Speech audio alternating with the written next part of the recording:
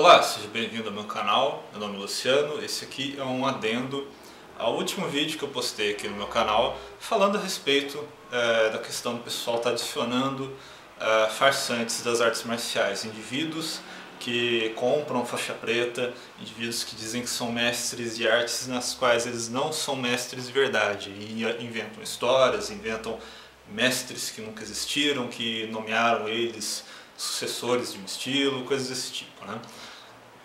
Eu recebi alguns comentários no meu vídeo questionando a respeito disso, porque muitas vezes você adiciona o sujeito, mas você não treina arte marcial e não sabe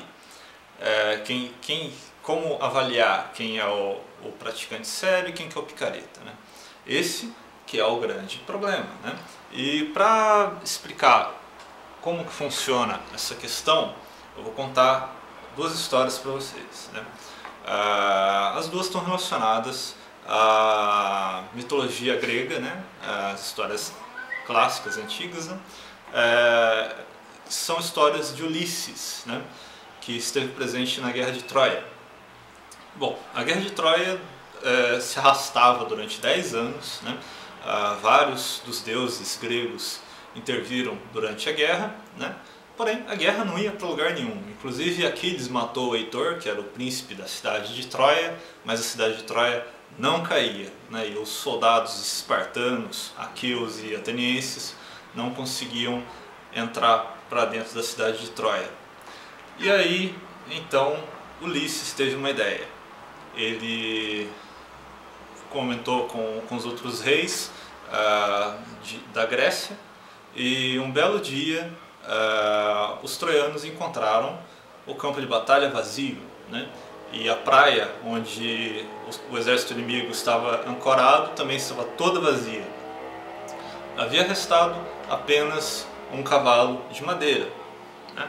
E os troianos, sem saber o que fazer com aquele cavalo de madeira gigante, eles ficaram se perguntando, né? Pô, o que a gente deve fazer?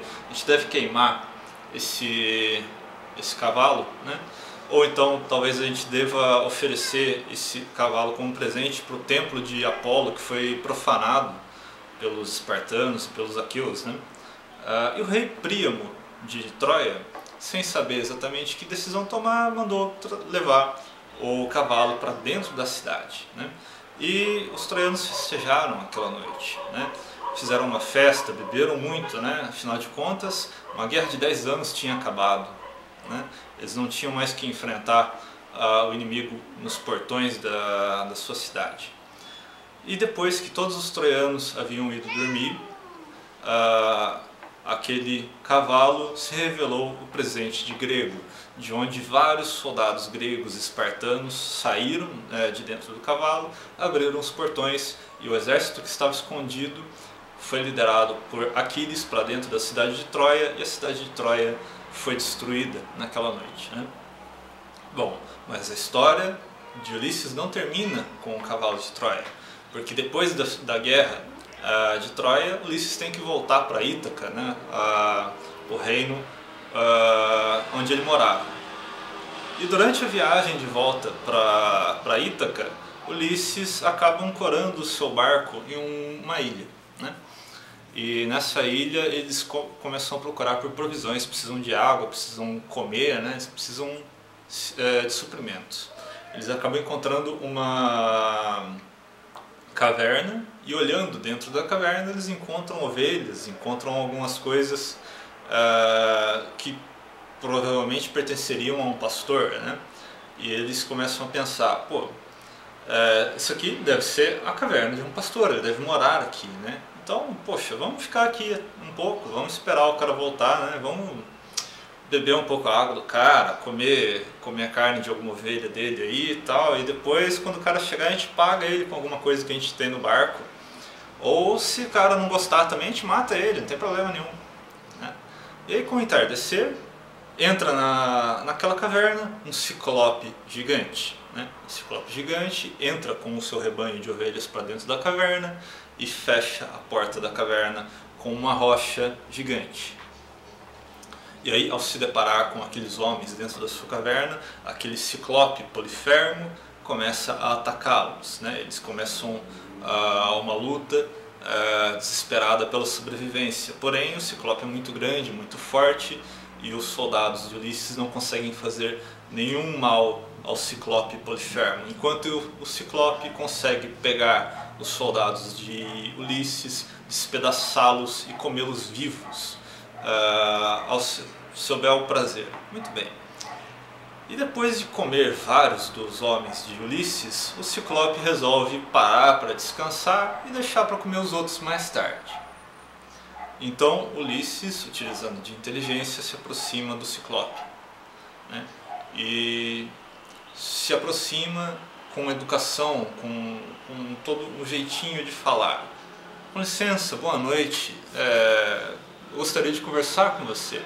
Eu acho que nós começamos a nossa relação com o pé esquerdo, né? E, bom, nós somos de uma outra região e estamos passando por aqui, estamos levando várias coisas, né? E eu gostaria de te dar um presente, né? E acontece que eu tenho aqui um jarro com o melhor vinho do mundo, né? Um vinho delicioso, né? Poucas pessoas puderam provar esse vinho até hoje. Eu estou dando esse vinho de presente para você, né? Então o Ciclope Polifermo pega aquele vinho, experimenta um pouco e responde: realmente esse vinho é muito delicioso, né? Como é o seu nome? E Ulisses responde: eu sou ninguém. O Ciclope Polifermo então responde a Ulisses: muito bem, ninguém. Eu gostei muito do seu presente. Em troca, eu vou te comer por último, né? E após isso, o Ciclope passa a beber aquele vinho, aquele jarro completo de vinho, né? E um vinho muito forte, um vinho que deveria ser diluído em água, né? Para não deixar a pessoa excessivamente alcoolizada. E o Ciclope bebeu todo aquele jarro de vinho puro e ficou alcoolizado e acabou caindo no sono. Aproveitando-se desse momento, Ulisses pega um pedaço de lenha que estava numa fogueira e com a ponta em brasa ele fura o olho do Ciclope. A partir daquele momento o Ciclope não consegue mais extinguir os soldados dentro da caverna, ele não consegue encontrá-los, né? Porém estão todos presos dentro da caverna, sem condição de sair para fora. O único que consegue abrir a entrada da caverna empurrando a rocha é o Ciclope cego Polifermo, né? No dia seguinte, pela manhã, o Ciclope precisa sair para fora da caverna junto com o seu rebanho de ovelhas para que as ovelhas possam pastar, né? Porém, o Ciclope tenta tomar cuidados para não deixar que os homens de Ulisses consigam passar pela caverna, né? Então, o Ciclope empurra a pedra apenas um pouco, o suficiente para passar apenas uma ovelha por vez, né? E conforme as ovelhas vão se aproximando, o Ciclope pega as ovelhas e apalpa a parte de cima delas para ver se é uma ovelha de verdade. E os homens de Ulisses observam aquilo e Ulisses tem mais uma ideia. Bom, eu posso conseguir fazer com que os meus homens passem junto com as ovelhas, né? Apenas garantindo que o Ciclope não consiga distinguir entre o que é homem e o que é ovelha. E então ele ordena aos seus homens que eles se abracem a parte de baixo da barriga de uma ovelha. Então, assim, as ovelhas vão passando pela rocha e o Polifermo passa a mão pelas costas das ovelhas, sentindo a lã, e como ele não checa a parte de baixo das ovelhas, ele acaba deixando passar todos os homens de Ulisses para fora da caverna. E uma vez lá fora, o Ciclope fecha a pedra que estava tampando a caverna, achando que os homens de Ulisses estão todos dentro da caverna, e vai pastorear as suas ovelhas. E enquanto os homens de Ulisses estão seguindo para o barco e rumando para o mar, Ulisses se vira e provoca o Ciclope. O Ciclope então, muito enraivecido, começa a arremessar pedras no mar, né, na direção em que ele estava ouvindo as vozes. E então os outros ciclopes da ilha se aproximam para ver o que está acontecendo e perguntam a Polifermo o que está acontecendo, por que você está bravo desse jeito? E o seu olho está furado, quem te feriu? E o Polifermo responde: ninguém me feriu, ninguém furou o meu olho. Né? E essa é a estratégia que os picaretas estão utilizando para conseguir se associar com praticantes sérios e serem confundidos com os praticantes sérios. A única coisa que o cara precisa fazer para que você o aceite como contato, como amigo no Facebook, é isto aqui. A única coisa que ele precisa fazer é vestir um kimono, né? E você observa apenas a foto, não checa quem é, não checa a procedência, não tem informação nenhuma sobre quem é o sujeito e você o aceita como se fosse um praticante de verdade, né? E como é o mantra do Marcos Gimenez, você não pode ser burro, né?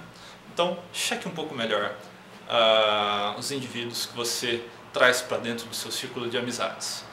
Para esse vídeo é isso, muito obrigado por ter assistido e até mais.